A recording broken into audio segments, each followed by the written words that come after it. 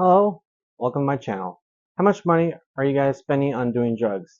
This could be from smoking weed, alcohol, to blowing coke on the weekends, gambling, or even spending money on adult media content. How much money are you leaving on the table? Because I know for me, personally, it was a lot more than I had really expected. If you're new to my channel, my name is Austin, and welcome. How much money are you leaving on the table when it comes to substance use? So there's the obvious amount of money that you're spending on the drugs. And this could be the money that you're spending on alcohol when you're going out to dinner, when you're going to, to the food market to pick up a case of beer, right? There's that amount of money. This could be the direct amount of money that you're spending on the dispensary, that you're spending with your plug to buy a bump. Whatever it is that you're doing, there's an immediate amount of money that you're spending every week, every month, and every year.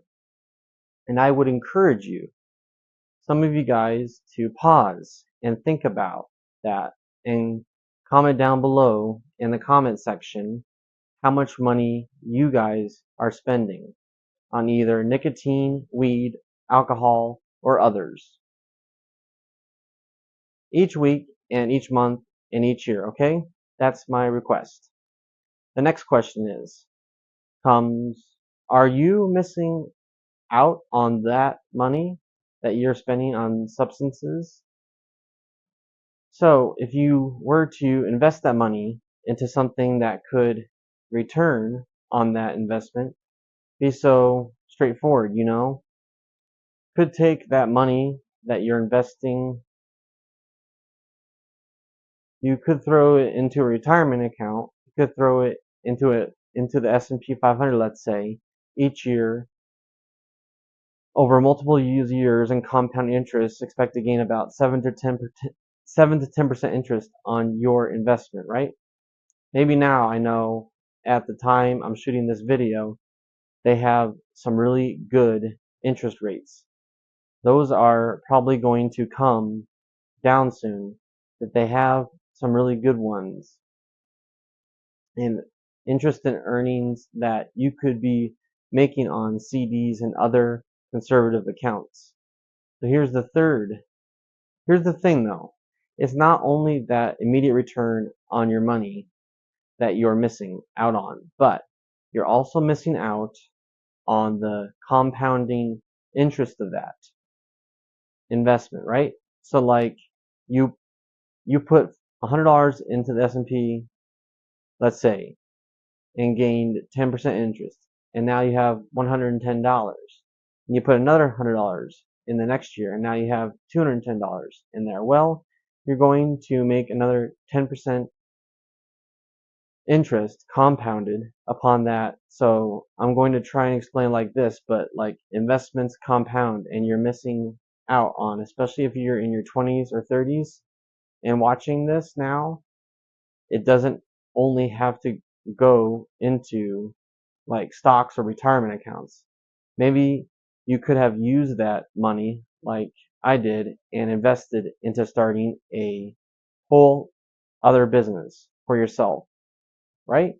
We use that money, maybe you could, that money to start a pressure washing business. Who knows? But it's not the direct money that you're spending on the drugs and the substances. It's the missed opportunity for investment, whether you're investing in yourself, in your own health and your own education and your own skill set, or investing that money into something that's going to immediately give you a return on it over the course of a few years. I should say rather, because that's usually how it works. Let's say you're sitting here and you're like, you know what? I make $250,000 a year already.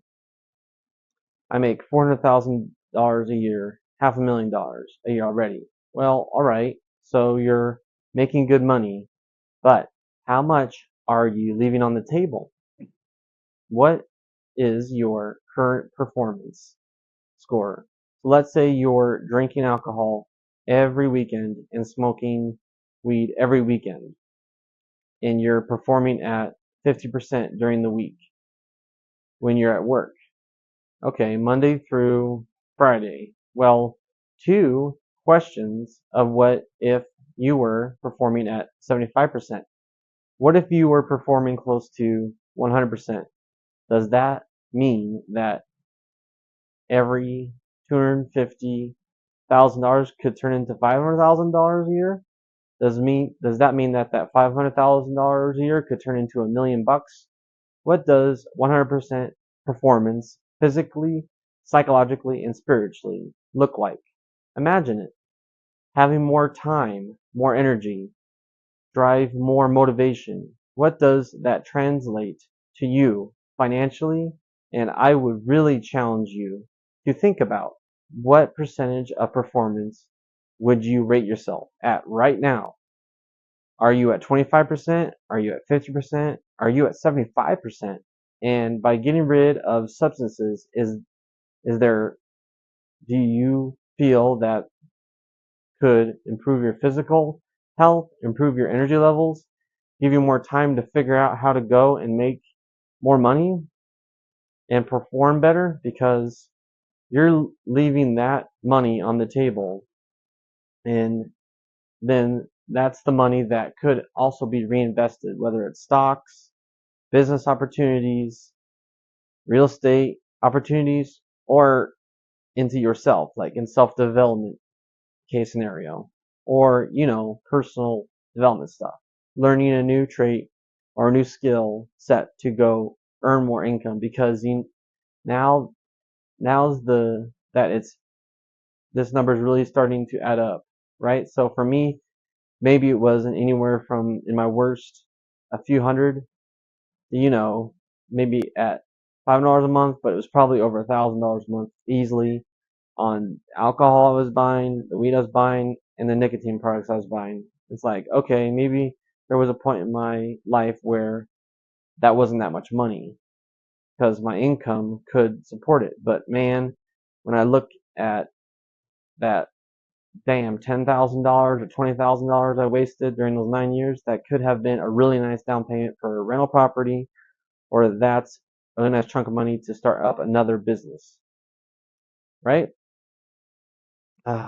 I'm trying to convey to you guys, and I think at the end of the day, you don't really actually know what your energy levels are worth, what it's worth if you've really been struggling with addictions because you don't have anything to compare it to. So if I was doing drugs, which I was for 9+ years, I don't have a comparison of, stone drunk Austin to productive healthy Austin.